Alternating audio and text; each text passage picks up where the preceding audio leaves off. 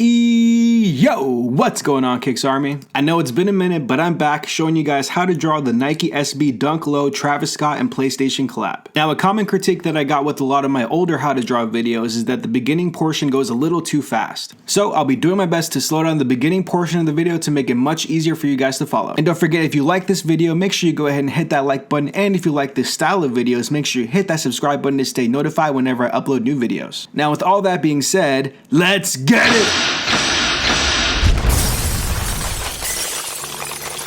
Now, before we start the drawing, we're going to set up a basic grid to help make sure that our proportions are correct. To start this, we're going to draw two squares right next to each other. In my case, these squares are 3 by 3 inches. Don't mind the self-plug on the ruler, a man's gotta eat. Next, we're going to divide those two squares into top and bottom halves. Afterward, we're going to add a vertical line dividing the sides of each of the two squares. Lastly, we're going to add one horizontal line dividing the bottom halves of the initial two squares. Now, one of the big changes that I'm going to be making with these how to draw videos is including an image of the stencil that I'm using for this video on the top right corner with the grid overlaid. Now, this not only gives you a visual reference for the end goal that we're trying to achieve, but it also allows you to see how the shoe fits within the different sections of the grid. In my case, I typically prefer to start with the outsole and slowly work my way up. Doing the outer portion of the silhouette first will make the interior details much easier to execute. And notice how the top of the tongue doesn't hit the top of the grid. As for the outsole, notice how the heel of the shoe doesn't curve up nearly as much as the toe does. And also look at how the back of the shoe gradually goes inward and it doesn't stay aligned with that baseline. And when defining the midsole, notice how that line gradually goes down and it pretty much stays underneath that baseline all the way through until the end. Now, the outsole for the Dunk models have some character to it. Notice how there are segments that rise up and go down again. It's one of the spots where it's helpful to refer back to the reference to make sure that you're putting those grooves in the right spot. And you can be exact with those vertical lines in the outsole, but really for me, it's not that big of a deal. If you just kind of space them out nicely, it'll look good. Next, we're going to go ahead and start working on the upper.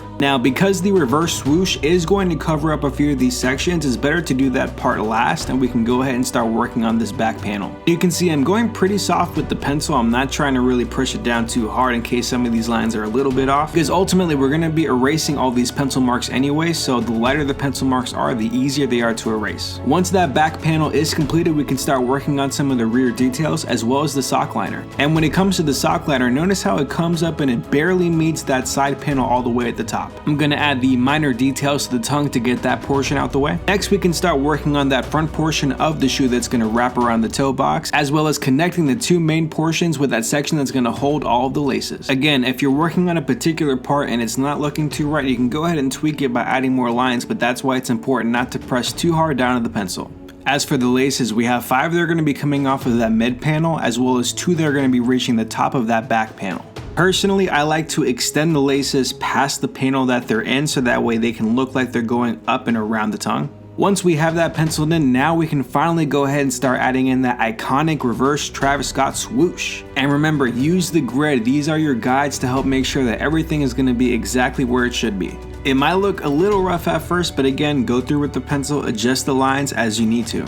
And finally, we can go ahead and add that PlayStation logo that's going to sit right next to the swoosh on the back portion of the shoe.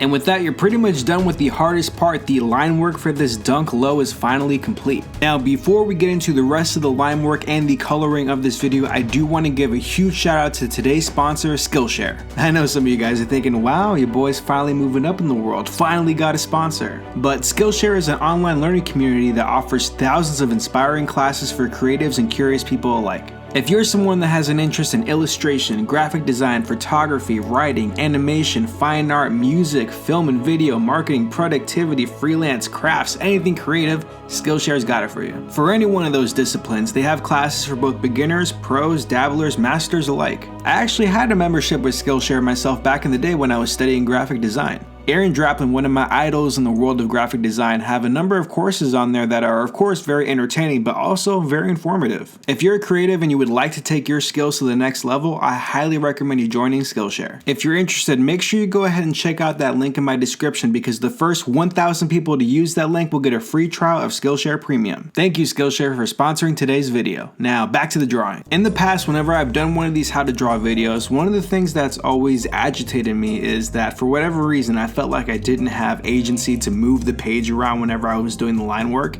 and that was very annoying because whenever I draw, and especially whenever I'm doing line work, I need to be able to rotate the page. But new year, new me, so I'm switching things up. I'll return the paper to its static position when I'm doing the coloring, but for the drawing portion of this line work, I'm going to rotate it quite a bit. As for the markers that I'm using for the line work, I use micron markers, and for this one I'm using the 0.45mm, and for the detailed stitching and perforations at the end, I'm going to be using the 0.25mm. You should be able to find these pretty easy at your local Hobby Lobby, Michaels, and or craft store. However, if you're going to go into a craft store, make sure you have a coupon because in retail these things can be a little bit expensive. I will also have an Amazon affiliate link down below where you can find all the products that I use if that's easier. Now, for years before I started using micron markers, I used those ultrafine Sharpies. And even though I do prefer the micron markers much more because they don't bleed as much when you drag the ink across the page, the Sharpies work just fine. So if you're balling on a budget, I highly recommend using those. And you're gonna see with the way that I do my line work, I don't just do a straight line across, I kind of go at it by sections and I do every section twice. This makes it so that way the end result of the line is pretty clean and you don't have any imperfections of the ink flow, or you don't have any cases where the pressure of your hand kind of lifts up a bit and it makes the line a lot more faint. Now, if it helps, you can go ahead and erase some of the excess lines if you weren't too sure on the placement of some of the line work that you did earlier. However, the majority of my line work is pretty solid and I'm confident in whatever part that was a little bit rough that I could figure it out as I was going along. That naturally comes with experience and I've done this literally hundreds of times. However, if you're new to this, then you can take your time,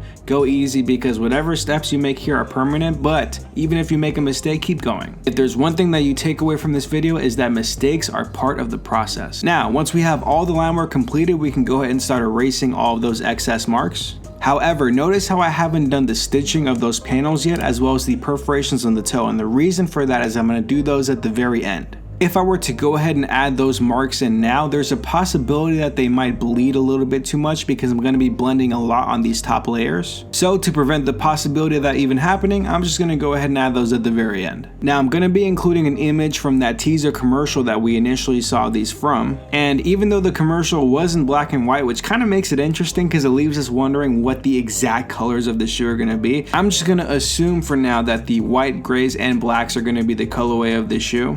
It could be that those gray portions are more of a darker brown, and just because it's black and white we can't tell the difference. However, the fact that we're even having a discussion of the possible colorway of this shoe is a huge win for the marketing team of PlayStation and Travis Scott. Anything Travis Scott related is going to be marketed quite well, so that doesn't surprise me one bit. Markers that I'm using are Copic markers, and in the US they can range anywhere from between $6 to $8 a marker. However, the reason why I like using Copic markers is besides the fact that the quality of the marker is quite good, they also sell individual refills for each of the colors, and those refills are about $6, but they refill the marker about 8 times. So if there is a particular color that you're going to use quite often, it does pay itself back whenever you get those refills. However, when I first started drawing sneakers, all I used were Sharpies, so you don't have to get the most expensive thing. You can start with the very basics so you can get good results with them. Now, Sharpies don't really blend that well. However, you can have some success if you're staying within the same color family. So if you're going from like a darker blue to a lighter blue, you can get some blending in there. But ultimately, it's these alcohol-based markers such as Copic and Prismacolor that are going to give you much more success when it comes to blending,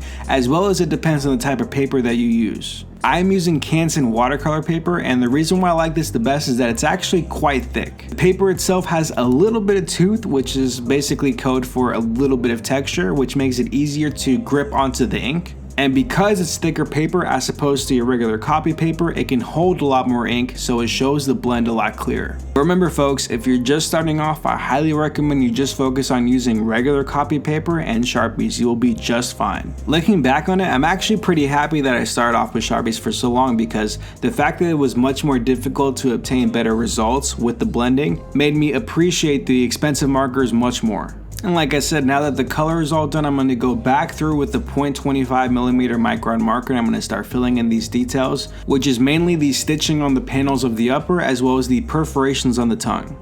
However, the stitching on the midsole is a lot thicker than the stitching on the upper, so for that I use the 45mm marker. And with that, we're pretty much done with the drawing. So guys, if you enjoyed this video, make sure you hit that like button. If you enjoy this style of video, make sure you hit that subscribe button to stay notified for future uploads. And of course, I'll include a link down below to a free coloring sheet of this exact sneaker, so if you want to skip the drawing part and just go ahead and start playing around with colorways, you can do that as well. Please comment down below and let me know what sneaker I should do next in the same style. I love you all, and I will see you guys in the next video. Peace!